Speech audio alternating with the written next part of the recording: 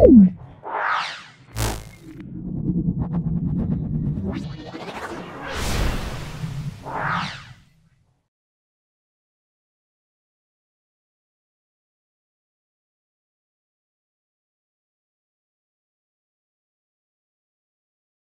আমরা 3 নম্বর স্কুলটা Hare school এবং Nabadwip Hindu high school solve করছি। ভিডিওটা প্রথম থেকে শেষ পর্যন্ত দেখো, অবশ্যই ভিডিওটি উপকৃত হবে। থার্মোমিটারের সাহায্যে সবচেয়ে কম উষ্ণতা -10 ডিগ্রি, সবচেয়ে বেশি উষ্ণতা 190 ডিগ্রি মাপা যায়। থার্মোমিটারের 1 ডিগ্রি করে মোট কটি ঘর পাওয়া যাবে? তাহলে দেখো কটি ঘর পাওয়া যাবে দেখে নাও। আমরা বলবো তাহলে 190 মাইনাস 10, তাহলে কত হবে 190 প্লাস 10, তাহলে কটা ঘর থাকতে হবে? 200টি ঘর থাকতে হবে। তাহলে কটা ঘর? তাহলে আমরা অ্যান্সার বলবো 200টি ঘর থাকতে হবে। গলন, এখানে গলন এবং বাষ্পীভবনের মধ্যে কার লিন তাপ বেশি? গলনের লিন তাপ 80 ক্যালোরি পার গ্রাম, বাষ্পীভবনের লিন তাপ 537 ক্যালোরি পার গ্রাম। তাহলে আমরা বলবো বাষ্পীভবনের লিন তাপ বেশি, বাষ্পীভবনের লিন তাপ বেশি। লিন তাপের একক কি? লিন তাপের আমরা যদি সিজিএস একক বলি, সেটা হলো ক্যালোরি পার গ্রাম। ক্যালোরি পার গ্রাম হলো সিজিএস একক। এটা আমরা কোন একক বলবো? এটা বলবো সিজিএস। তারপর চলে এসো এ ও বি দুটি ধাতব বল সংযুক্ত আছে, দণ্ড দ্বারা সংযুক্ত আছে। দেখো বস্তু দুটির মধ্যে তাপের আদান প্রদান সম্ভব যখন এটা তাপের আদান প্রদান সম্ভব উষ্ণতা, এটা মনে রাখবে, উষ্ণতার পার্থক্য হলে। তাহলে এদের মধ্যে উষ্ণতার পার্থক্য হলে তাপের আদান প্রদান হবে। তাহলে আমরা বলবো উষ্ণতার পার্থক্য হলে, তাহলে তাপের আদান প্রদান সম্ভব উষ্ণতার পার্থক্য হলে, উষ্ণতার পার্থক্য হলে দেখে নাও। তারপর দেখে নাও কোনো বস্তু কর্তৃক গৃহীত বর্জ্য তাপের পরিমাণ মাপা হয় কোন যন্ত্রের সাহায্যে? এটা আমরা অনেকবার করেছি, ক্যালোরিমিটার। ক্যালোরিমিটার যন্ত্রের সাহায্যে, ক্যালোরিমিটার যন্ত্রের সাহায্যে মাপা যায়। ঘরের উষ্ণতায় 25 সেন্টিগ্রেড তাপমাত্রায় একটা গ্লাস আছে, এই গ্লাসের মধ্যে বরফের টুকরো নেওয়া হলো, থার্মোমিটারে মাপা হলো, এখানে উষ্ণতা কত হবে? কিছুক্ষণ পর বরফ গলে গেল, তখন উষ্ণতা কত হবে? এই ঘটনায় কি বলে? আর বরফ কর্তৃক বর্জ্য তাপকে কি বলে? থার্মোমিটারে পাঠ পাওয়া গেল 0 ডিগ্রি সেন্টিগ্রেড। কিছুক্ষণ পরে দেখো থার্মোমিটারের পাঠ আবার 0 ডিগ্রি সেন্টিগ্রেডই হলো। 0 ডিগ্রি সেন্টিগ্রেড তাপমাত্রার বরফ 0 ডিগ্রি তাপমাত্রার জলে পরিণত হয়েছে। এই প্রক্রিয়াকে আমরা বলবো গলন। প্রক্রিয়ার নাম হলো গলন।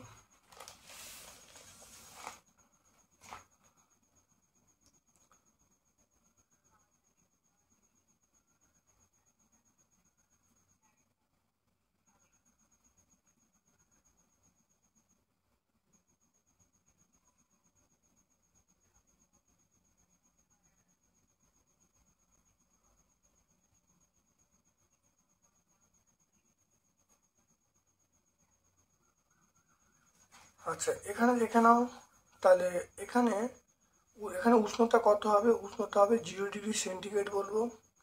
কিছুক্ষণ পরে যখন জলে পরিণত হবে তখন উষ্ণতা আমরা কি বলবো? 0 ডিগ্রি সেন্টিগ্রেড বলবো।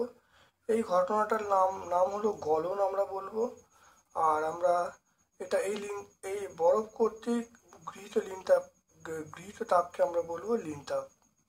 এটা আমরা সমস্ত উত্তরটাই তোমরা পেয়ে যাবে page number 10-11, page number 11 text বই 11 তোমরা পেয়ে যাবে। মাটির কলসি জল ধাতব পাত্রে যেন ঠান্ডা থাকে, এর কারণ কি?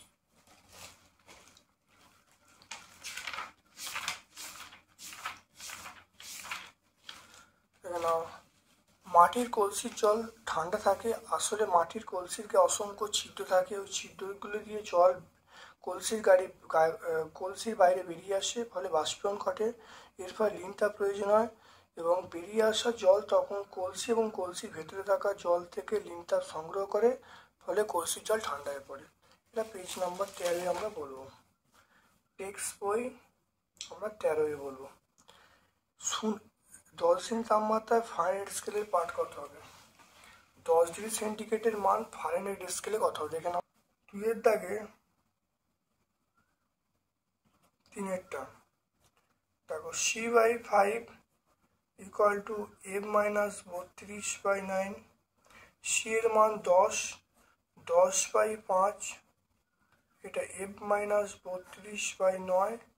এটা কাটাকুটি করলে 2 হবে, তাহলে দেখে নাও F-32, এটাকে গুণ করলে 9 দুগুণে 18 হবে, তাহলে F এর মান পেয়ে গেল 32 প্লাস 18।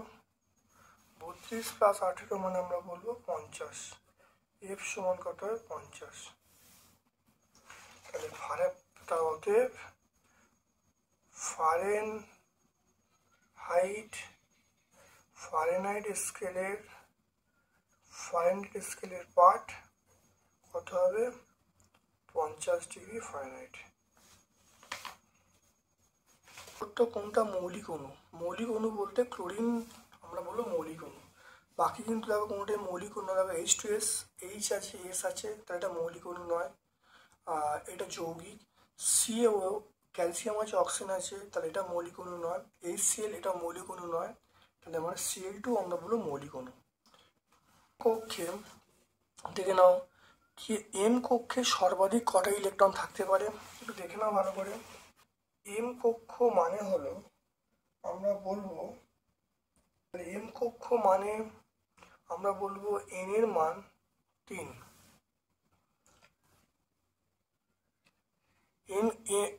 এখানে বলবো M কক্ষ মানে N এর মান 3। তাহলে ইলেকট্রনের সংখ্যা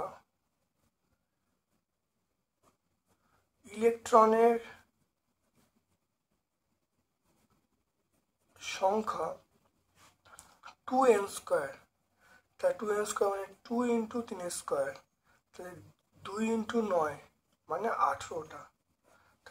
তাহলে M কক্ষে কটা ইলেকট্রন থাকতে পারে? M কক্ষে আমি বলবো 18টা ইলেকট্রন থাকতে পারে।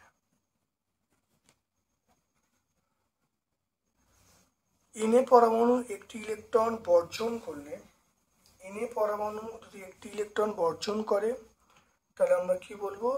Na প্লাস হয়ে যাবে। Na পরমাণু একটা ইলেকট্রন বর্জন করে, Na প্লাস গ্রহণ করলে, এটা বর্জন করলে Na প্লাস। পরমাণু কেন্দ্রককে আমরা বলবো নিউক্লিয়াস। পরমাণু কেন্দ্রককে আমরা নিউক্লিয়াস বলবো। সালফিউরিক অ্যাসিডের ড্যাশটি অক্সিজেন অণু আছে?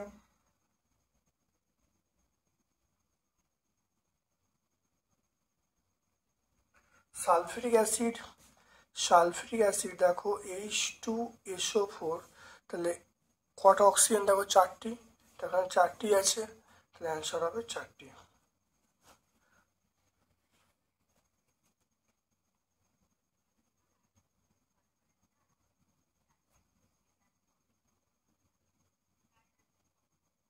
এইটা দেখো CCl4 plus Cl2, CH3Cl plus HCl, এইটা দেখে নাও। এটা আমরা বলবো প্রতিস্থাপন বিক্রিয়া, তাহলে এটা এক একটা লেখা হলো।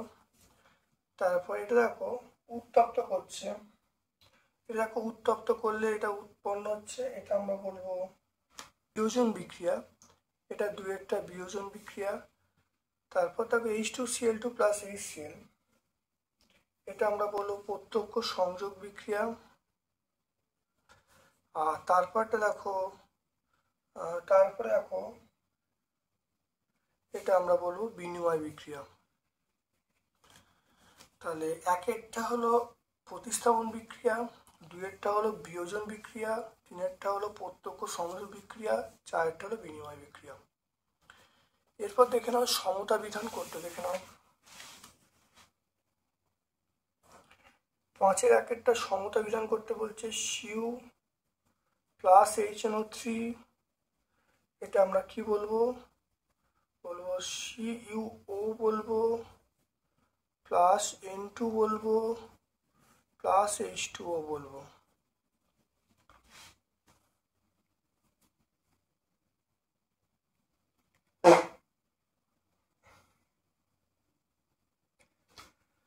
এখানে N2, এখানে দেখো N2 আছে, তাহলে এখানে 2 দিলুম, দেখে নাও। তাহলে এখানে দেখো অক্সিজেন কটা, তাহলে হাইড্রোজেন দেখো, হাইড্রোজেন 2 হয়ে গেল। অক্সিজেন দেখো, দেখো এখানে আমরা এখানে 5 দিচ্ছি, এখানে দেখো 5 দিলুম। তাহলে এখানে কপার 5টা, কপার 5টা। দেখো হাইড্রোজেন দেখো 2, হাইড্রোজেন 2। দেখো এখানে দেখো অক্সিজেন দেখো, অক্সিজেন দেখো 6টা, 3 দুগুণে 6টা, অক্সিজেন 5 থেকে 6টা। তাহলে এখানে দেখো নাইট্রোজেন 2, নাইট্রোজেন 2, তাহলে মিলে গেল। তারপর দেখে নাও কোনো মৌলের পরমাণু প্রোটন সংখ্যা 6, নিউট্রন সংখ্যা 7, পরমাণু ক্রমাঙ্ক, ভর সংখ্যা কত?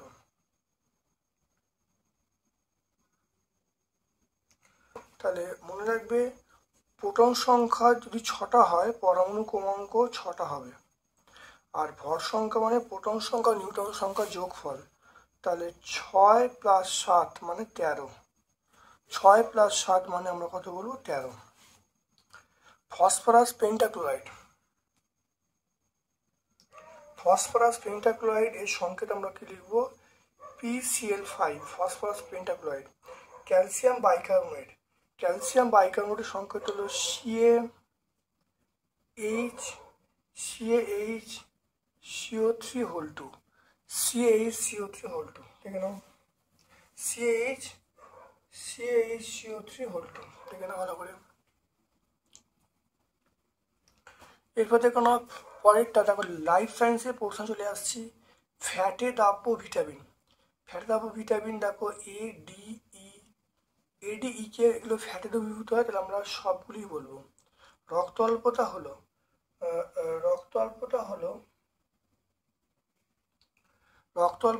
রক্তে লোহিত কণিকার সংখ্যা কমে যাওয়া, তাহলে আমরা কি বলবো? অপশন ডি বলবো, রক্তে লোহিত কণিকার সংখ্যা কমে যাওয়া। মানুষের অস্তিত্বে জলের পরিমাণ,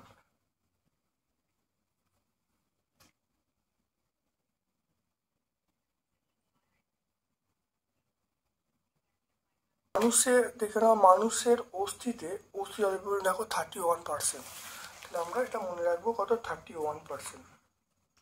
প্রদত্ত কোনটির অভাবে গলগণ্ড রোগ হয়? গলগণ্ড রোগ হয় আমরা বলবো সেটা আয়োডিনের অভাবে।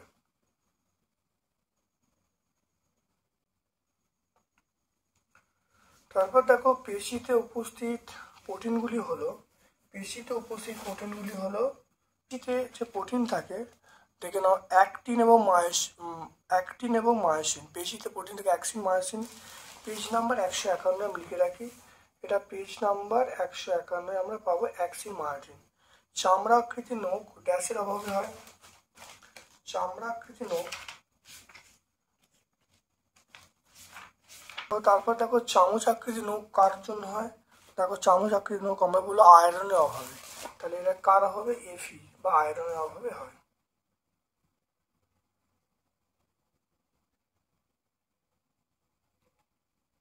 প্রাকৃতিক খাদ্যের এটা কি বেশি? পুষ্টি বেশি, এটা হলো প্রাকৃতিক খাদ্যের পুষ্টি বেশি, ক্ষতি কম। তারপর দেখে নাও সালোকসংশ্লেষ জাতীয় প্রক্রিয়ায় বায়ু শক্তি সরকারিত খাদ্যের মাধ্যমে সালোকসংশ্লেষ প্রক্রিয়ায় বায়ু শক্তি সরকারি জাতীয় খাদ্যের আবদ্ধ থাকে, এটা বায়ু শক্তি নয়, এটা হলো সৌর শক্তি, এটা মিথ্যা।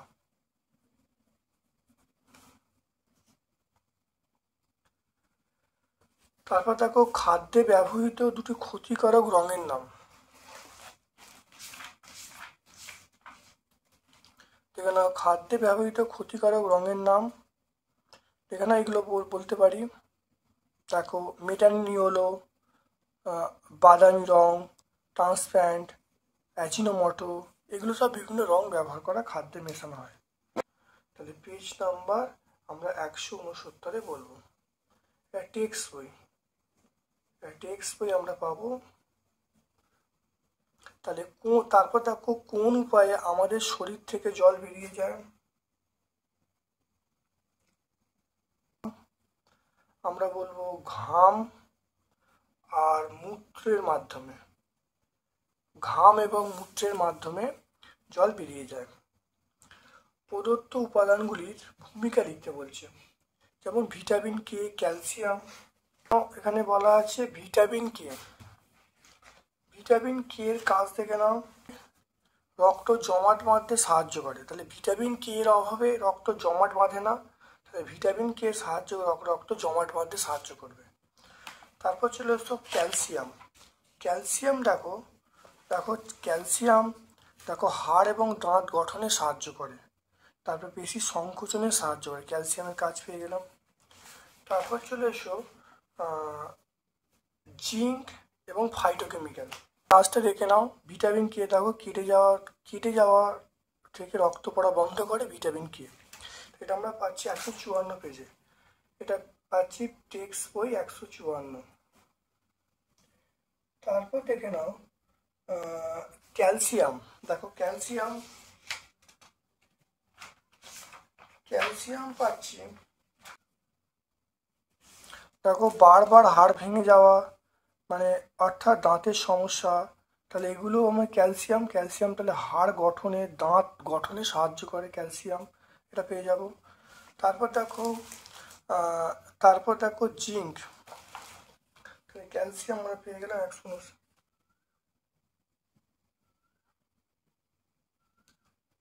ক্যালসিয়াম দেখো পেয়ে গেলুম, তাহলে আমরা টেক্সট বই 159 পেয়ে যাব। জিঙ্ক দেখে নাও, ক্যালসিয়াম এখানে দেখো পেশির সংকোচন, দেখে নাও ক্যালসিয়াম দেখো পেশির সংকোচনে স্বাভাবিক রাখা। আর জিঙ্ক দেখো মস্তিষ্কের গঠন এবং শর্করার পরিমাণ ঠিক রাখে। তাহলে এই দুটোই আমরা 158 পেজে পেয়ে যাব। তাহলে দুটোই আমরা টেক্সট বই 158 পেয়ে যাব, ক্যালসিয়াম এবং জিঙ্ক।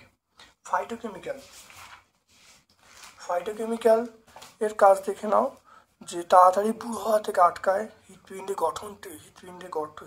কাজ ঠিক রাখে, দেখে নাও। এটা 161 পেজে পাবো।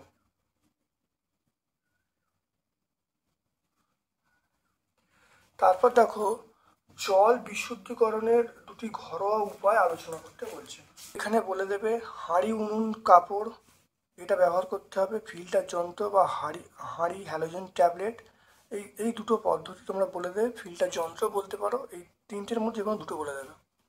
পেজ নম্বর 173, টেক্সট বই 173। আচ্ছা, সালোকসংশ্লেষ প্রক্রিয়ায় প্রয়োজনীয় উপাদানগুলি কী কী? তাহলে 4টে পয়েন্ট, একটা হলো সূর্যালোক, ক্লোরোফিল, জল আর CO2 বা কার্বন ডাইঅক্সাইড। এটা পেজ নাম্বার 181 পেয়ে যাব, পেজ নাম্বার 181, টেক্সট বই 181। তারপর দেখো সংশ্লিষ্ট খাদ্য বেশি খাওয়া উচিত নয় কেন? এই খাদ্য বা কৃত্রিম খাদ্য খেলে যত ইচ্ছে মতো খাওয়া ঠিক নয়। এগুলো বেশি খেলে আমাদের শরীরে নানা রকম অসুবিধা হয়। হৃৎপিণ্ড, যকৃৎ, বৃক্ক, হাড়, মস্তিষ্কের ক্ষতি হতে পারে। আর শরীর ভালো রাখতে হলে হলুদ, গোলাপি, উজ্জ্বল লাল রং মেশানো খাবার না খাই ভালো। তাহলে এই ধরনের খাবার না খাই ভালো। তাহলে দেখে নাও, তাহলে এটা 169 পেজে আছে, পেজ নাম্বার 169। তাহলে আজকে আমরা 3 নম্বর সেটা হেয়ার স্কুল এবং নবদ্বীপ হিন্দু স্কুল সম্পূর্ণ সলভ করলাম। ভিডিওটা প্রথম থেকে শেষ পর্যন্ত দেখার জন্য ধন্যবাদ জানাচ্ছি। আশা করি ভিডিও থেকে তোমরা উপকৃত হয়েছো। আমার পক্ষ থেকে সকলকে ধন্যবাদ এবং শুভকামনা জানাচ্ছি। Thank you.